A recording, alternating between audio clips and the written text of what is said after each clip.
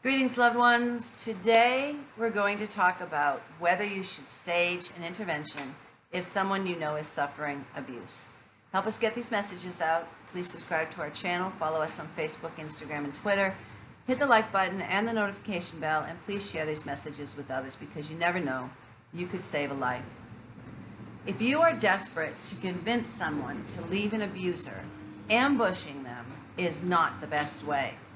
That popular TV show in the States called Intervention makes the process of interceding in an addict's life look deceivingly simple.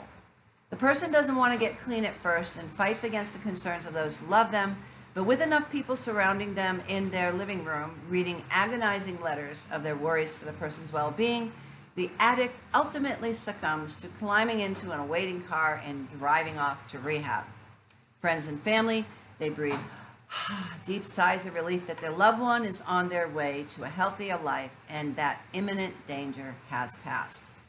To no fault of their own, concerned families and friends may mistake this process as one that could also work with those trapped in the cycle of domestic violence. Watching someone you care about continually return to a relationship with someone who harms them, even after they admit they know they're being abused, they want to leave, or are well aware that their children are also in harm's way, is eerily similar to watching someone return to the often life-threatening cycle of drug and alcohol abuse.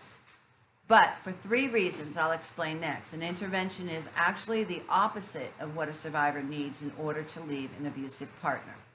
So number 1, only the survivor knows how to stay safe. Stacy Monitz, a domestic violence survivor, expert, advocate, and consultant, says, I can understand why people might think it's a great idea to hold an intervention. The problem is victims know way better than anyone else the best way to leave. Monitz states, I've interviewed survivors before who had young children at home. They told me they would leave the abuser when their children went to college, fearing that any time before then, the abuser would try to gain sole custody of the children, which was a fear greater than any abuse he could inflict at home. Monitz tells the story of a friend of hers, a survivor enduring abuse, who, she says, literally snuck one item out of their house every day. She says her birth certificate, her child's birth certificate, one piece of clothing at a time. She would stash the stuff in her locker at work, and it took her 2 years. Her abuser was monitoring every move she made, and this was the only way the survivor knew how to stay safe. Survivor, says Monitz, may be in the middle of an exit strategy, and we don't know it. It might not be our preferred exit strategy, which is more immediate and urgent, but it is the exit strategy that the survivor feels won't get her or her children killed. In my situation, when I went back to my abuser after he tried to strangle me and promised that things would change and then things got worse, I could not afford to pay the rent. And so I worked really hard to build a business I could do at home so I could be with my children. And it wasn't until I had enough financial security that I was able to leave the situation. That was my exit strategy. In a survivor's life, there could be things happening at home that supports persons outside the relationship have no knowledge of, the most likely one being threats of harm, not only to the survivor, but also to the children in the house, pets, and even extended family members, should the survivor try to leave. In a recent survey on domesticshelters.org, out of the nearly 600 responses, 582 survivors said they delayed or were delaying leaving an abuser due to concerns of escalated violence. So number 2, an intervention means forcing the survivor to make a choice. On the TV show, concerned friends and family give the addict an ultimatum. Go to rehab now, or that person can no longer be in their life. For addicts, this type of tough love may just be what they need to convey the severity of the situation.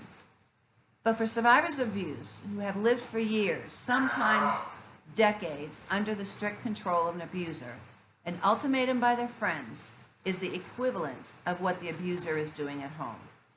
Anytime you tell someone what they should do, then it's not their choice anymore. When the victim makes the decision to leave, then it becomes empowerment. That's really what we want. They can do and make their own decision when they're ready. Number 3, an intervention actually blames the survivor. Just like alcoholism and drug addiction can be tied to the disease of addiction, something that takes far more than willpower to overcome, So does abuse take far more than calling an Uber to escape. We often wonder what it's going to take for a survivor to get it. Doesn't she realize her children are watching this?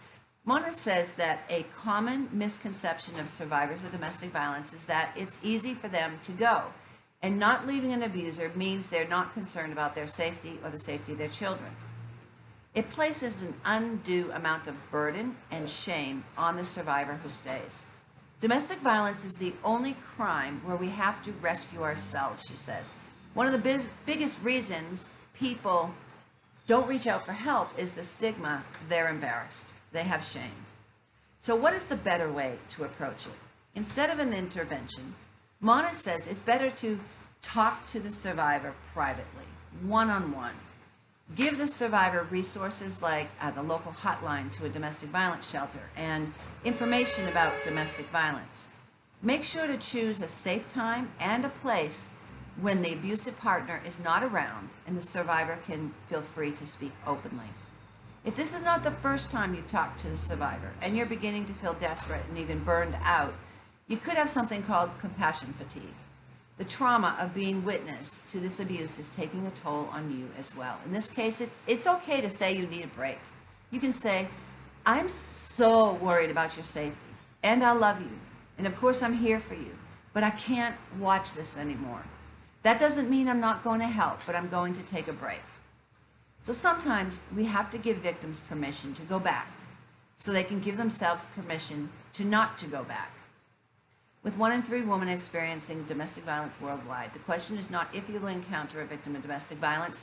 The question before God is, what will you do when you do encounter them? You could be the person who saves a life. You are called. We are all called to be champions for justice. And those who suffer violence, they need to know that those who don't even know them and those who love them will step out and reach out to them to give them the help and the courage they need to leave before it's too late. So share these messages, subscribe to our channel, follow us on Facebook, Instagram, and Twitter, hit the like button and the notification bell so you don't miss a single message. Share them. You never know. You could save a life. If you're a victim of violence, you have been listening to lies for so long. I want you to listen to the truth. I'm going to tell you the truth right now. And the truth is, you are valued. You are loved. You are intelligent. You are beautiful. God doesn't want you to suffer violence. He wants you to live free from violence in peace and tranquility. There is a way out. It's not your fault. Abuse is not love. And if you're a victim of violence, please reach out to someone now. If you find yourself in a dangerous situation, call 911 for help. Tomorrow, we're going to talk about what to do when your friend who is suffering domestic violence is not ready for help.